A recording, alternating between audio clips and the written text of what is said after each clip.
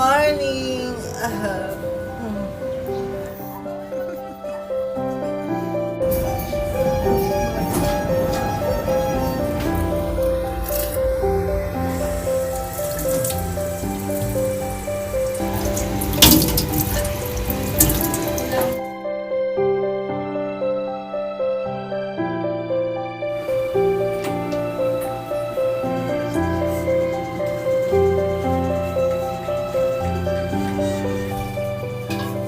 Nay, isang subo lang ako Ba't isang subo lang? Kumain ka ng madami.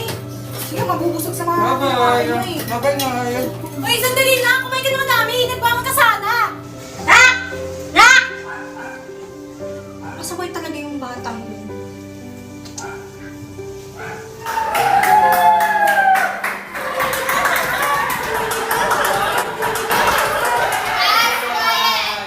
Guys, manimik ka kayo, guys!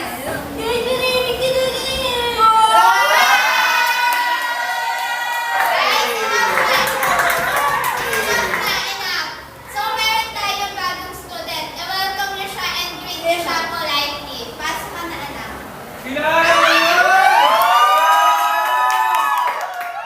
Guys, manimik kayo. Magpakilala ka.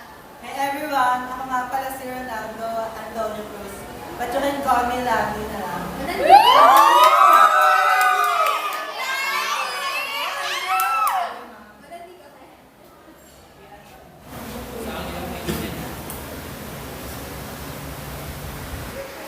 Di ba member ka ng LGBTQ?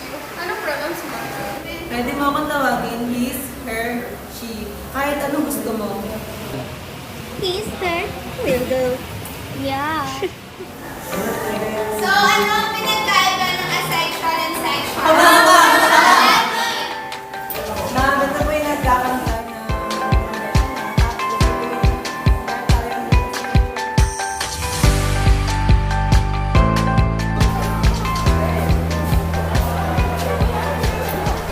Okay, class? Di ba nag-grupo na kayo kahapon? Yes, sir! Sige na, magsagot tayo sa grupo nyo ngayon. Gagawin na natin yung activity.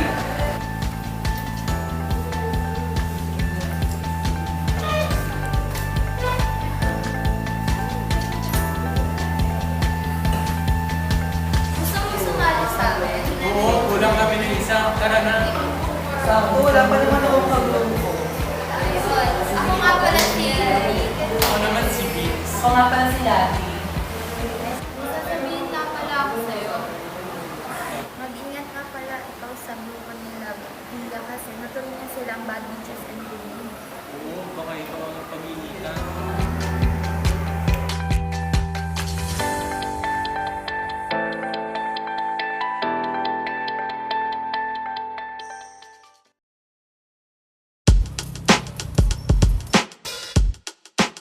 Shucks! Naiinis na talaga ako sa teacher na yan. Kaya nga eh. Oo nga eh. Naiinis na rin kami sa teacher na yan.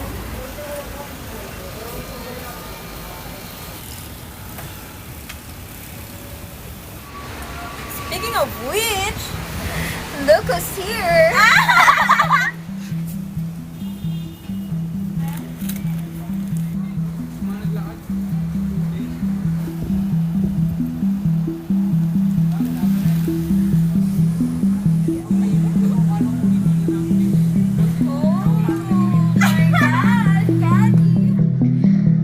This is gonna be fun. Oh my gosh.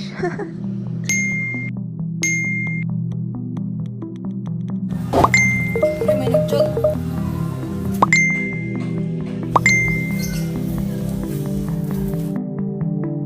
Grabe. Oo nga, pwede na. Chat nga ako dito.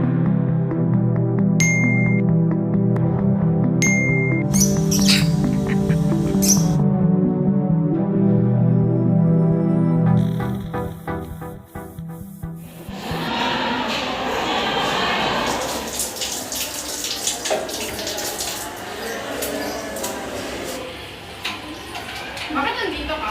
Mag-first round din, di ba? Sorry po kasi hindi ko po pinapapasok sa voice kasi bakit po?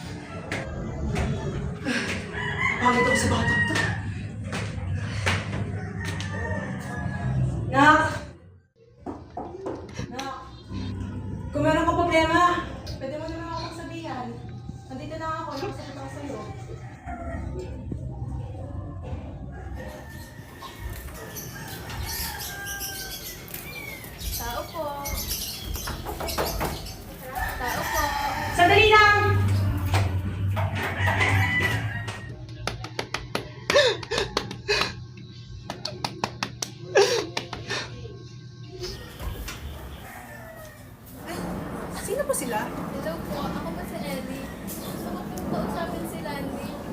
At may gusto rin po akong sabihin sa inyo. Ah, ganun ba? Sige, pasok ka. Dito tayo sila magpaka ng usap. Ay, dito ka muna lang.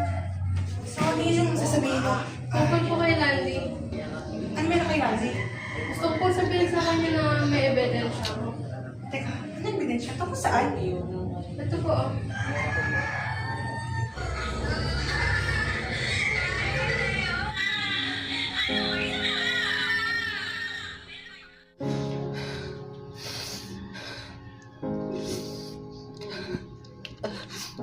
Ang ginagawa nila sa anak ko.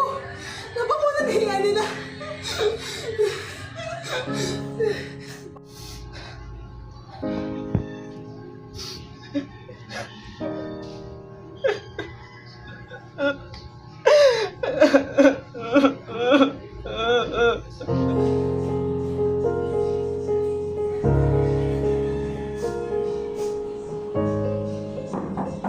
Nak!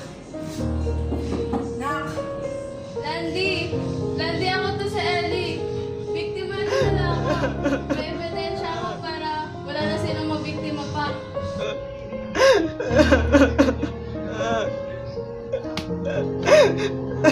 Nak! Nak!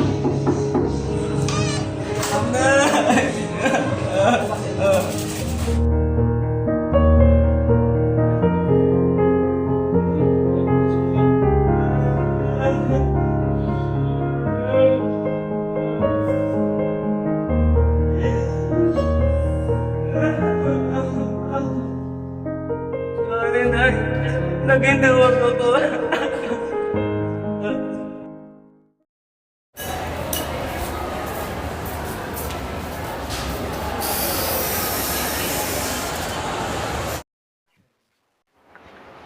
Ano po, sir? Good afternoon po. Magandang umaga po. Gusto ko po sana magreklamo patungkol po dun sa anak ko, pati po dun sa nangyayari po na pabubuli sa school po. Kung bubuli, kailan po nangyari? Mga nakaraang araw lang po. Mga nakaraang araw. Actually, ang school namin ay hindi tinotolerate ang bullying basta-basta. Hindi namin nahayaan na ang mga estudyante namin ay may binubuli o nabubuli. Pero napakahalaga kasi na may patunay muna bago to idaan sa proseso. So, meron ba kayong patunay na may nangyari Yes po, talagang meron pong bullying? ebidensya po. Ito po yung ebidensya.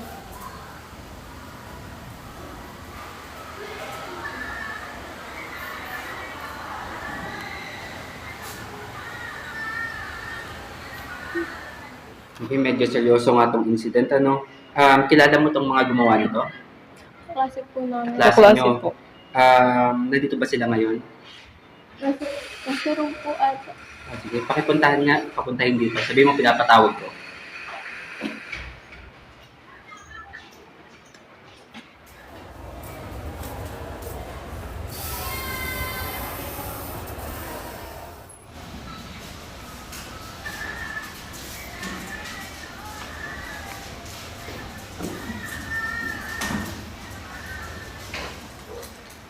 Sila ba? Nakatalikod sa ano eh, pero sino ba tong naglulublob sa kanya? Yan po si Via. Si Via. Ikaw yun, di ba? Pwede ko bang malaman kung ano yung nangyari ba't umabot sa ganito? Naiinis po ako sa kanya kasi po masyado po siyang bida-bida. And then nilalabangan niyo po ako sa angkas. Dahil sa ACADS, so inget.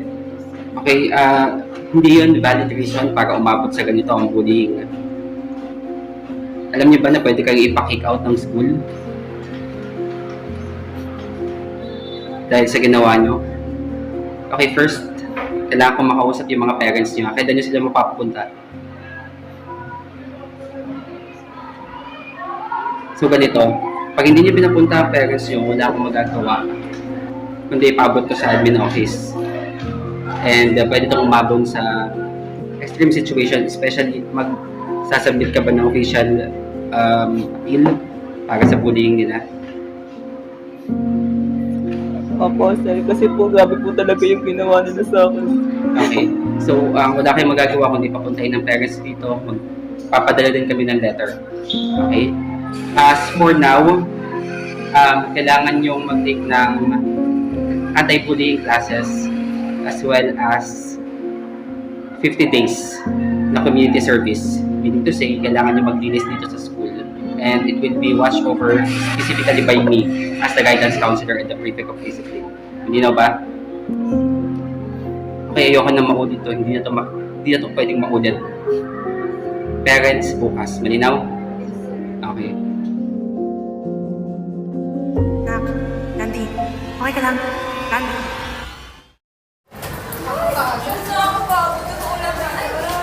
Wait! I think I forgot something. Okay.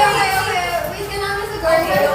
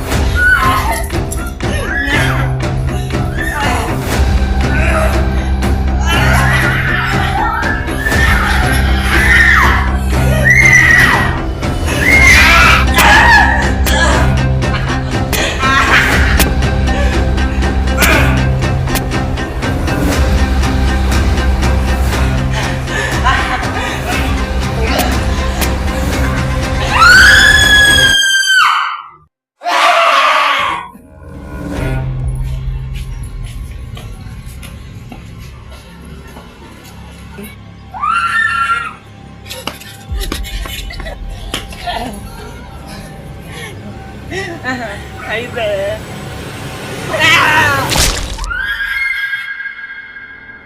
Landy.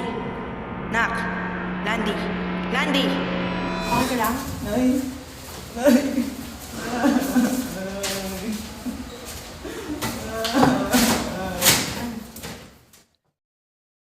Pagkatapos na mahabang panahon, sa wakas, at nabigyan na rin ng hustisya ang pananakit ni Bea sa aking anak na si Landy. Hindi lamang sa anak ko, o kaya naman sa akin, pati na rin sa mga nasaktan niya na dati pa na walang nakuwang hustisya. Sana magsilbing aral ito sa mga tao na hindi lamang dapat tayo nakatingin sa anyo ng isang tao, dahil higit pa sa anyo ang kabutihan na meron ang isang tao.